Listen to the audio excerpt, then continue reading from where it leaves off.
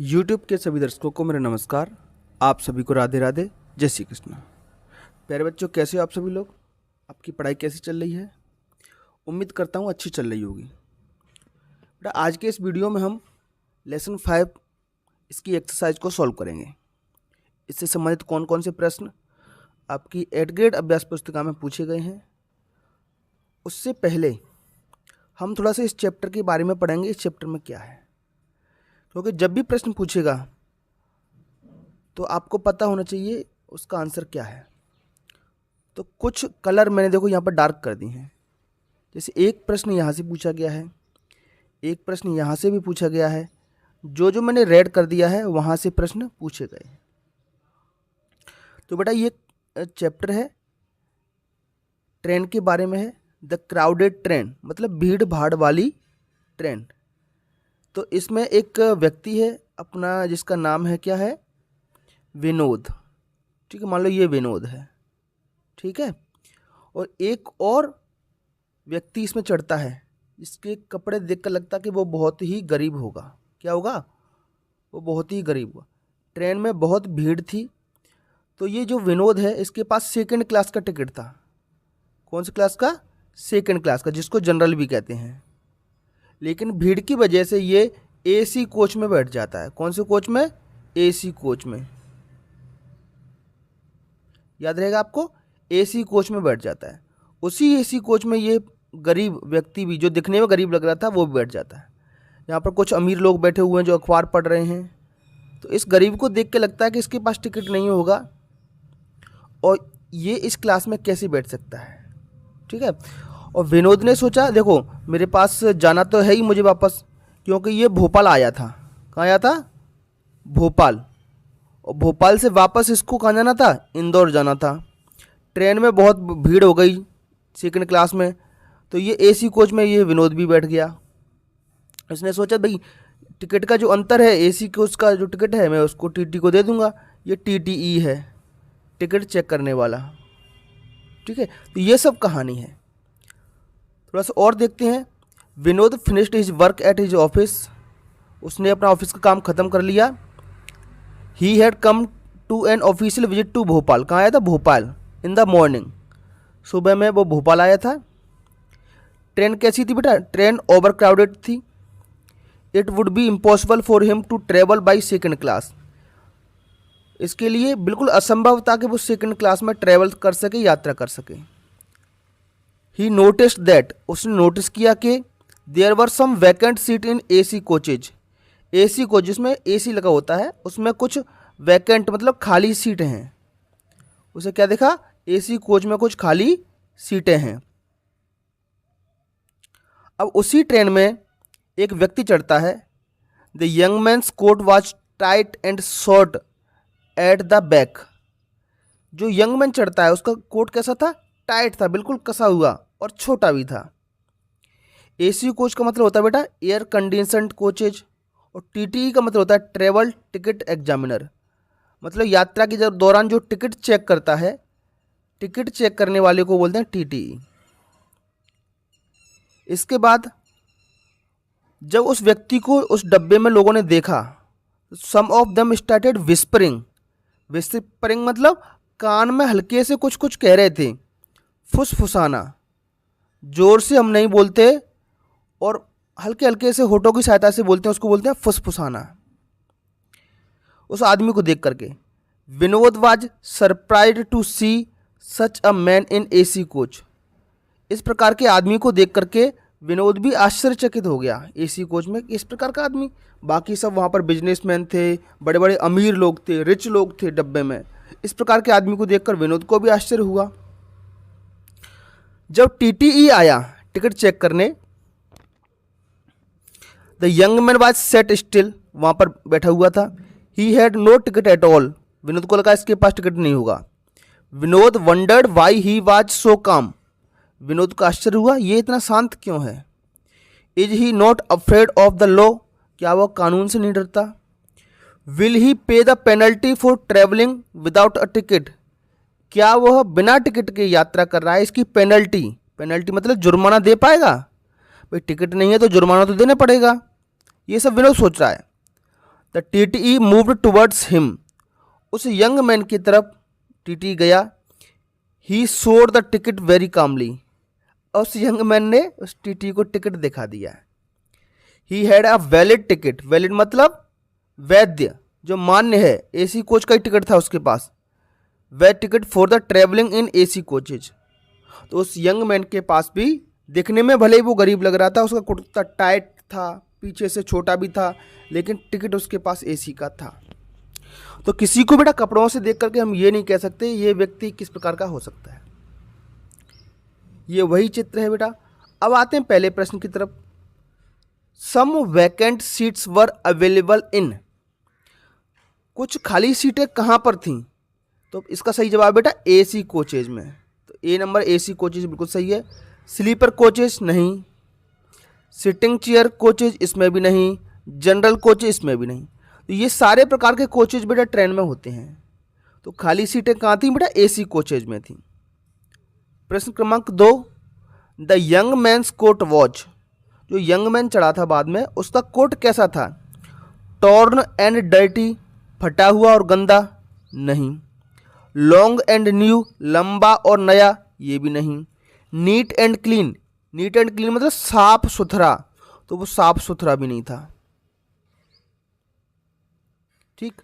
अब एक ऑप्शन और बचा है, टाइट एंड शॉर्ट, बिल्कुल सही, यही जवाब है हमारा। टाइट मतलब बिल्कुल तंग कसा हुआ, और शॉर्ट मतलब छोटा था। प्रश्न क्रमांक 3 और 4 देखते हैं।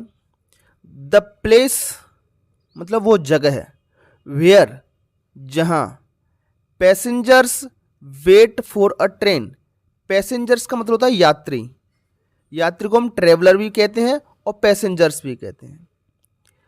The place where passengers wait for a train, ऐसी जगह, वो स्थान जहां पर यात्री ट्रेन का इंतजार करते हैं। वेट मतलब इंतजार करना, तो उसको कहते हैं हम रेलवे स्टेशन। ए ऑप्शन आपका बिल्कुल सही है। रेलवे यार्ड नहीं बेटा, रेलवे यार्ड वो जगह होती है जहाँ पर ट्रेनों के डब्बों में पानी भरा जाता है, उनकी साफ सफाई की जाती है। प्लेटफॉर्म है ना, तो प्लेटफॉर्म क्या होता है? जहाँ पर ट्रेन खड़ी होती है वो प्लेटफॉर्म है। रेलवे ऑफिस, इसमें टीटी या स्टेशन मास्टर वगैरह बैठते हैं। तो रेलवे स्टेशन पर हम वेट करते हैं, ठीक है। हालांकि प्लेटफॉर्म भी हो सकता था, रेलवे स्टेशन के बारे में इसमें जिक्र है। प्रश्न क्रमांक 4, ही इज रिच, ये एक वाक्य हो गया प्यारे बच्चों, ठीक है। ही इज नॉट हैप्पी, वह खुश नहीं है। तो इन दो वाक्यों को जोड़ने के लिए हमें कोई ना कोई कंजंक्शन लगेगा। वाक्यों को जोड़ने के लिए दो नाउन हो, उन संज्ञाओं को जोड़ने के लिए दो प्रीपोजिशन हो, किसी भी चीज़ को जोड़ने के लिए हम कंजंक्शन का प्रयोग करते हैं। तो ये आपका बट हुआ, बट माने किंतु, और हुआ, और माने अथवा, एंड माने और, यट माने भी, ये सारे के सारे क्या हैं प्यारे बच्चों? कंजंक्शन है। अब यहाँ पर कौन सा कंजंक्शन लगेगा वो आपको डिसाइड करना है, वो आपको सीखना है। तो प्यारे बच्चों, अगर दोनों वाक्यों में मतभेद हो, जैसे ही इज रिच, वह अमीर है, और ही इज नॉट, अमीर है फिर भी खुश नहीं है, तो जब ऐसी कंडीशन आए, कॉन्ट्राडिक्शन वाली कंडीशन आए, दोनों वाक्यों में मतभेद हो, तो हम वहाँ पर बट कंजंक्शन का प्रयोग करते हैं, जिसका मतलब होता है किंतु, परंतु, लेकिन। किंतु, परंतु या लेकिन, ठीक है। कहाँ पर होगा इसका प्रयोग? जहाँ पर वाक्यों में मतभेद हो, कॉन्ट्राडिक्शन हो। भाई एक तरफ तो वो अमीर है लेकिन फिर भी खुश नहीं है, तो बट का प्रयोग कर देंगे यहाँ पर। क्या कंजंक्शन आ जाएगा यहाँ पर? बट। दो वाक्यों को जोड़ रहा है, एक वाक्य ही इज रिच, दूसरा वाक्य he is not happy. He is rich किंतु वह खुश नहीं है, वह अमीर है फिर भी खुश नहीं है। वाक्य number 5, right the adverb form of the word wonder. Wonder मतलब आश्चर्य, ये एक नाउन है और वर्ब भी है, आश्चर्य, ठीक है। और वर्ब होगी तो आश्चर्य करना। अब इसका एडवर्ब आपको बनाना है। मैंने आपको बताया था लास्ट में एल वाई लगता है एडवर्ब में। जब एडवर्ब बनाते हैं तो लास्ट में क्या लगता है? L Y. तो इस वंडर का एडजेक्टिव होगा वंडरफुल। ये अब एडजेक्टिव में एल वाई आप लगा दो तो एडवर्ब बन जाएगा। तो इसका एडवर्ब हो गया वंडरफुली, ऑप्शन नंबर डी। ठीक है, चलिए ये वर्ब में आईएनजी लगा करके V4 बन गई है, वर्ब की चौथी अवस्था। ये बी ऑप्शन जो है आपका, वर्ब में ईडी लगा दी है तो ये V2 बन गई है। और ये आपका एडजेक्टिव है, एडजेक्टिव। और इस सी वाले ऑप्शन में अगर एल वाई आप लगा दोगे तो एडवर्ब बन जाएगा option number D, wonderfully. I hope प्यारे बच्चों आपको चीज़ें क्लियर हो गई होंगी। चलिए बेटा, जो चैनल पर नए हैं वो हमारे चैनल को सब्सक्राइब करें और कमेंट बॉक्स में अपना नाम जरूर लिखें कि आप हमारी वीडियो मध्य प्रदेश के किस ज़िले, शहर या गांव से देख रहे हो। बेटा इस तरीके से मैं आपकी अंग्रेजी करा रहा हूँ। अगर यहाँ से सीख ली तो 10वें 12वें तक आपको कोई भी दिक्कत अंग्रेजी में नहीं आएगी। एक एक चीज़ मैं आपको समझाते हुए आगे बढ़ रहा हूँ। मेरा ये कतई उद्देश्य नहीं रहता है कि बेटा मैं 10 मिनट में 5 मिनट में वीडियो ख़त्म कर दूँ, पूरा एक्सरसाइज करा दूँ, ऐसा कभी नहीं। बेटा बुक भरवाने के लिए नहीं करा रहा, मैं आपको सिखाने के लिए करवा रहा हूँ। मैं कभी नहीं चाहूँगा कि आप इसको रटो।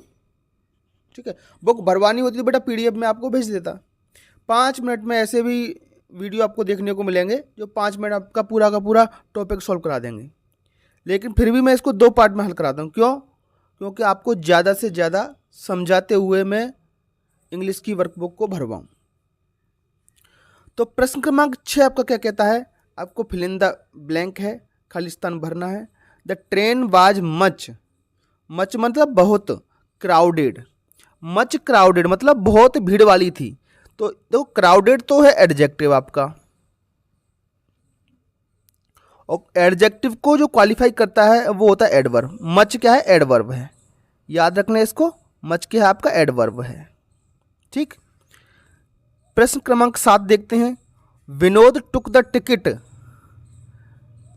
विनोद ने टिकट फॉर, किस प्रकार का टिकट लिया था? सेकंड क्लास का टिकट था उसके पास। कैसा था? Second class coaches.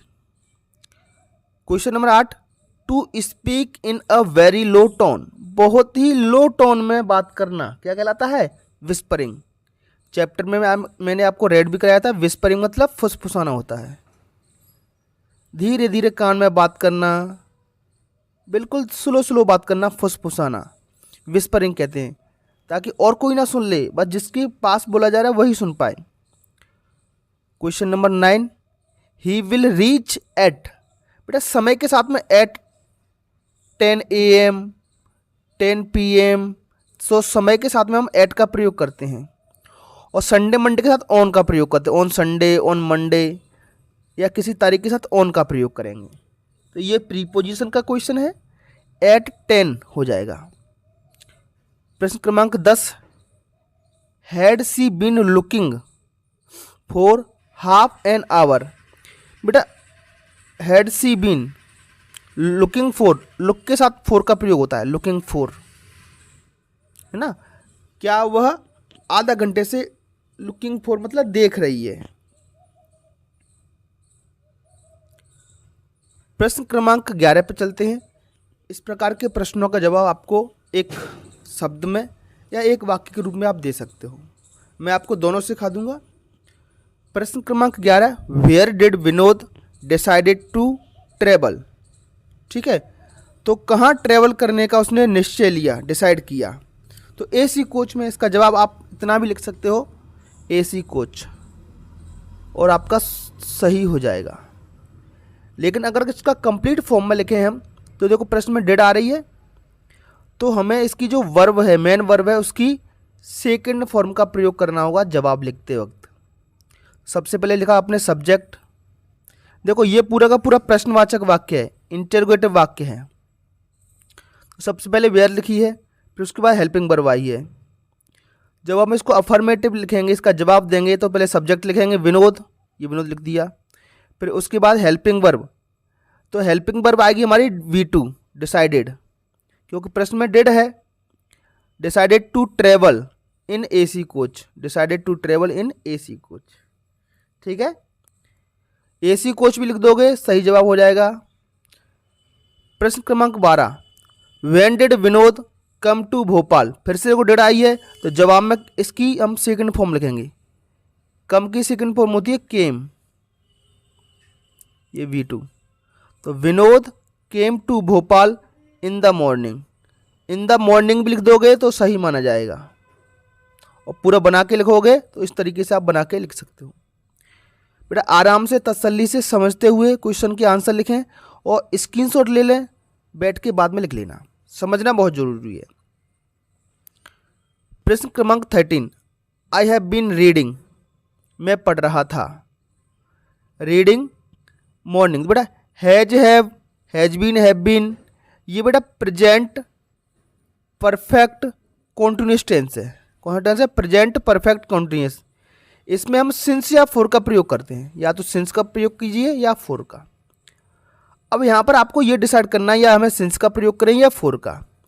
I have been reading लिख दिया हमने, मॉर्निंग, तो बेटा मॉर्निंग के साथ में हम सिंस का प्रयोग करते हैं, मॉर्निंग, इवनिंग, है ना। तो इस प्रकार के शब्दों के साथ में हम सिंस का प्रयोग करते हैं। एक पॉइंट ऑफ टाइम को दर्शाता है, ये किसको दर्शाता है? पॉइंट ऑफ टाइम को दर्शाता है। इसके बारे में डिटेल में और जान लेते हैं हम कि कब सिंस का प्रयोग करना है, कब फॉर का। इसको देखिए प्यारे बच्चों, आप यहाँ से आपके सारे डाउट जो सिंस और फॉर से रिलेटेड हैं वो पूरे के पूरे हल हो जाएंगे, ये मेरा वादा है। ठीक है, कब हम सिंस का प्रयोग करेंगे और कब फॉर का प्रयोग करेंगे। टेंस आपका परफेक्ट कंटिन्यूअस हो, या तो शायद वो प्रेजेंट परफेक्ट कंटिन्यूअस हो, पास्ट परफेक्ट कंटिन्यूअस हो, या फ्यूचर परफेक्ट कंटिन्यूअस हो। परफेक्ट कंटिन्यूअस टेंस में हम सिंस या फॉर का प्रयोग करते हैं। बेटा सिंस का प्रयोग कब होगा? एक पॉइंट ऑफ टाइम के लिए, है ना। ठीक है, पॉइंट ऑफ टाइम के लिए होगा जहां पर कोई चीज, कोई समय अंतराल शुरू होता है, स्टार्ट ऑफ ए पीरियड। ठीक है, जैसे आप मान लो कहते सोमवार से, तो पता है कहाँ से शुरू हो रहा है? सोमवार से, तो सिंस मंडे। या फिर मैं आपको सरल भाषा में समझाऊं कि अगर आपको देखो 3 आवर्स बोला है, 3 घंटे, तो आप फॉर का प्रयोग करें। इसका प्रयोग पीरियड ऑफ टाइम के लिए हुआ, एक समय अंतराल के लिए। 3 आवर्स बोला तो फॉर का प्रयोग। कोई समय निश्चित नहीं किया, अगर उसने समय निश्चित कर दिया, क्या समय निश्चित कर दिया? 8 बजे, तो सिंस का प्रयोग कर दो। ठीक है, 4 बजे, 5 बजे, 8 बजे। 2 डेज, 2 दिन, तो फॉर का प्रयोग करें। कौन से 2 दिन है ये नहीं बताया। अगर वो बोल दे 2 दिन कौन से, 4 जुलाई, 5 जुलाई, 8 जुलाई, नाम दे दिया उन 2 दिनों का कि कब से शुरू हो रहे हैं, 4 जुलाई से, 5 जुलाई से, ऐसे, तो सिंस का फॉर लगाएं। 6 मंथ, उसने 6 महीने कहा, तो फॉर का प्रयोग करें। अगर उस मंथ का नाम दे दिया तो आप सिंस का प्रयोग करें, है ना। मंथ का नाम क्या है? सिंस अक्टूबर, सिंस नवंबर, सिंस दिसंबर। तो कोई भी नाम अगर दे दे, फिर से सुनिए, नाम अगर दे दे, चाहे तो वो तारीख दे दे, संडे मंडे दे दे, जनवरी फरवरी मार्च अप्रैल दे दे, कोई भी नाम दे दे, ठीक है, उस सन को दे दे 2011, 2012, 2022, 2025, 8 बजे, 9 बजे, 10 बजे, अगर उसको नाम दे दे, एक पॉइंट दे दे, तो हम सिंस का प्रयोग करेंगे। अगर नाम नहीं दे तो हम किसका प्रयोग करेंगे? फॉर का प्रयोग करेंगे। That is very easy. ठीक है, या फिर दूसरी भाषा में घड़ी का कोई समय हो, घड़ी आप देखते हो उसमें 12 बजते हैं, 1 2 3 4 5 6 बजते हैं, या कैलेंडर का कोई समय हो, कैलेंडर में क्या देखते हो आप? संडे मंडे देखते हो, मंथ का नाम देखते हो, ईयर देखते हो। तो घड़ी या कैलेंडर का कोई भी फिक्स टाइम दे दे, उसमें आप सिंस लगा दो। ठीक है, मॉर्निंग, इवनिंग, इनमें भी सिंस का प्रयोग होगा। ठीक है प्यारे बच्चों, उम्मीद करता हूँ आपको समझ आ गया हो। फिर भी कोई डाउट रह जाए तो आप कमेंट बॉक्स में मुझसे पूछ सकते हो। आज का लास्ट प्रश्न है पुअर का आपको अपोजिट मीनिंग बताना है। पुअर का मतलब होता है गरीब, और गरीब का अपोजिट होगा अमीर। तो अमीर को कहते हैं रिच। तो प्यारे बच्चों, आज की वीडियो में इतना ही। आपको हमारा वीडियो कैसा लगा कमेंट बॉक्स में ज़रूर बताएं। चलिए फिर मिलेंगे अगली क्लास में। तब तक के लिए आपका दिन शुभ हो। Have a nice day. Thank you and take care.